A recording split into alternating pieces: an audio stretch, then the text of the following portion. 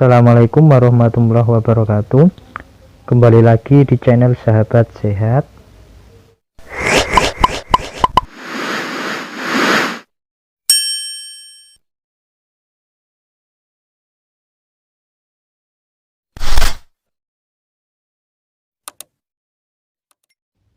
Hari ini kita akan belajar tentang seleksi kompetensi bidang perawat CPNS 2021-2022 tentang keperawatan spesifik anak dan komunitas part kedua sesuai kisi-kisi permenpan RB yang terbaru.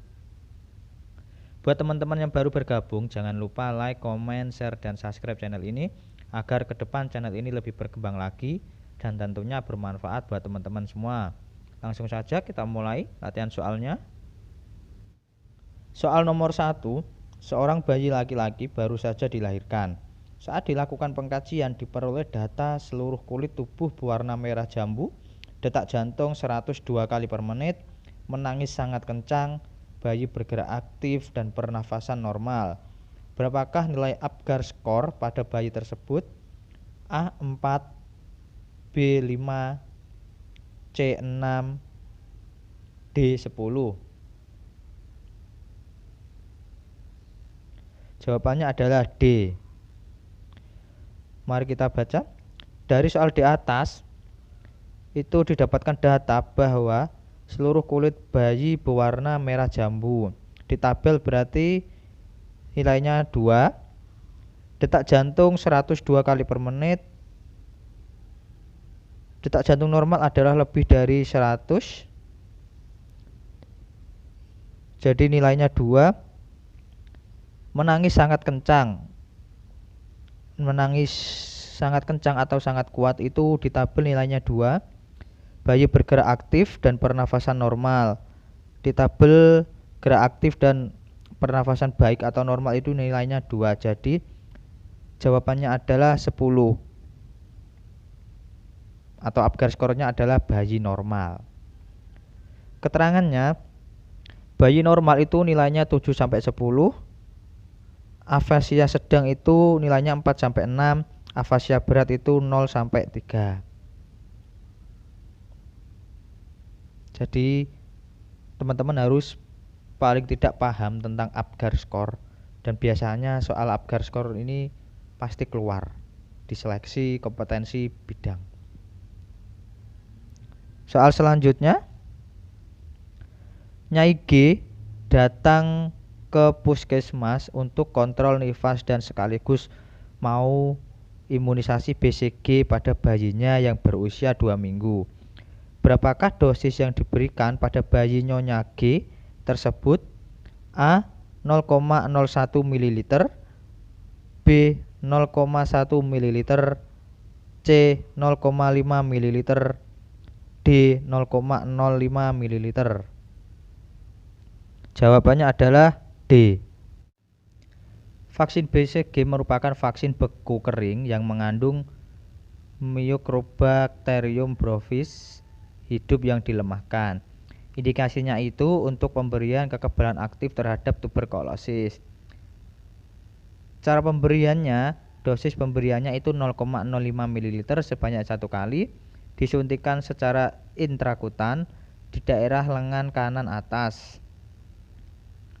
Efek sampingnya, 2-6 minggu setelah imunisasi BCG, di daerah bekas suntikan timbul bisul kecil yang semakin membesar dan dapat terjadi ulserasi dalam waktu 2-4 bulan, kemudian menyembuh perlahan dengan menimbulkan jaringan parut dengan diameter 2-10 meter. 2-10 mm.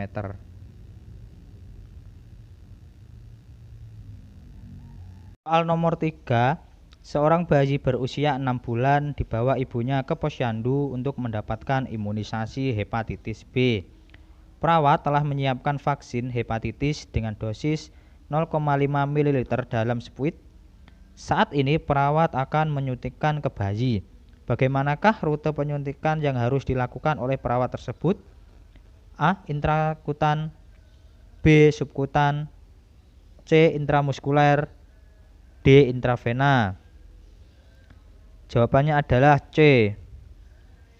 Vaksin hepatitis B adalah vaksin virus rekombinan yang telah diinaktivasikan dan bersifat non-infeksius, berasal dari HBsAg. Cara pemberiannya adalah dosisnya itu 0,5 ml atau 1 buah HB PID secara intramuskuler dan sebaiknya pada anterolateral paha. Pemberiannya sebanyak 3 dosis. Dosis pertama usia 0-7 hari. Dosis berikutnya interval minimal 4 minggu dalam 1 bulan. Kontraindikasinya, penderita infeksi berat yang disertai kejang. Efek sampingnya reaksi lokal seperti rasa sakit, kemerahan, dan pembekakan di sekitar tempat penyuntikan. Reaksi yang terjadi bersifat ringan dan biasanya akan hilang setelah 2 hari. Soal nomor 4. Perawat melakukan pengkajian di suatu RW dengan membuat peta lingkungan dan menggambarkan lokasi tempat berkumpulnya warga, fasilitas ibadah, tempat bermain anak, sekolah, serta lingkungan yang beresiko menimbulkan masalah kesehatan di masyarakat. Apakah metode pengkajian yang dilakukan oleh perawat pada kasus tersebut? A. Kuesioner, B. Wawancara, C. Studi literatur, D. Windshield survey. Jawabannya adalah D. Mari kita bahas. Kalau kuesioner itu adalah untuk memperoleh data yang bersumber dari masyarakat langsung dengan seperangkat pertanyaan berkaitan dengan data inti dan data subsistem yang ada di komunitas. Kalau wawancara itu adalah digunakan untuk mengidentifikasi pandangan dari tokoh kunci di masyarakat. Studi literatur itu caranya adalah mengumpulkan data sekunder tentang statistik vital di komunitas yang diperoleh dari dokumen kader, desa, puskesmas, dan dinas kesehatan terkait. Kalau Windshield survey itu adalah metodenya mengumpulkan data tentang kondisi peta lingkungan, lokasi tempat berkumpulnya warga, fasilitas ibadah, tempat bermain anak, sekolah, dan lingkungan yang beresiko menimbulkan masalah kesehatan di masyarakat. Hasil dari metode ini adalah peta topografi suatu wilayah populasi. Jadi itu bedanya ya teman-teman, kalau dalam keperawatan komunitas. Soal selanjutnya, soal nomor 5, hasil pengkajian di kelurahan ditemukan data peningkatan 20% kasus baru penyakit menular TBC, 60% merasakan adanya gejala penyakit, 50% keluarga bekerja sebagai buruh, 70% keluarga prasejahtera, serta 50% penderita jarang meluangkan waktu untuk memeriksakan diri di fasilitas kesehatan. Apakah diagnosis keperawatan pada kasus di atas? A. Kesiapan meningkatkan manajemen kesehatan. B. Ketidakefektifan pemeliharaan kesehatan. C. Ketidakefektifan manajemen kesehatan. D. Defisiensi kesehatan komunitas. Jawabannya adalah D. Mari kita bahas. Kalau kesiapan meningkatkan manajemen kesehatan itu selalu ditandai dengan data yang adaptif dan cenderung mempunyai motivasi untuk melakukan perubahan perilaku. Kalau ketidakefektifan pemeliharaan kesehatan itu ditandai dengan data-data mengarah pada masalah yang sudah terjadi, tetapi populasi kurang pengetahuan tentang praktek kesehatan. Kalau ketidakefektifan manajemen kesehatan ditandai dengan data populasi telah mengetahui program, tetapi yang harus dilakukan akan tetapi klien tidak menjalankan program terapi yang sudah diketahui.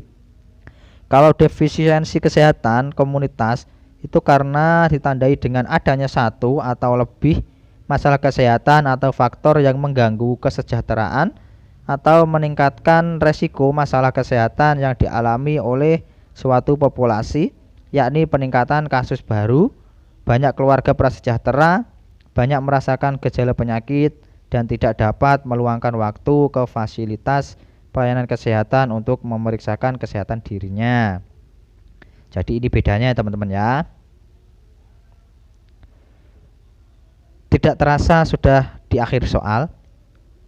Buat teman-teman yang belum ujian tetap semangat dan tetap berlatih agar hasilnya nanti maksimal, dan selamat buat teman-teman yang sudah ujian, apapun hasilnya itu adalah sudah yang terbaik dan teman-teman sudah melakukannya dengan penuh perjuangan.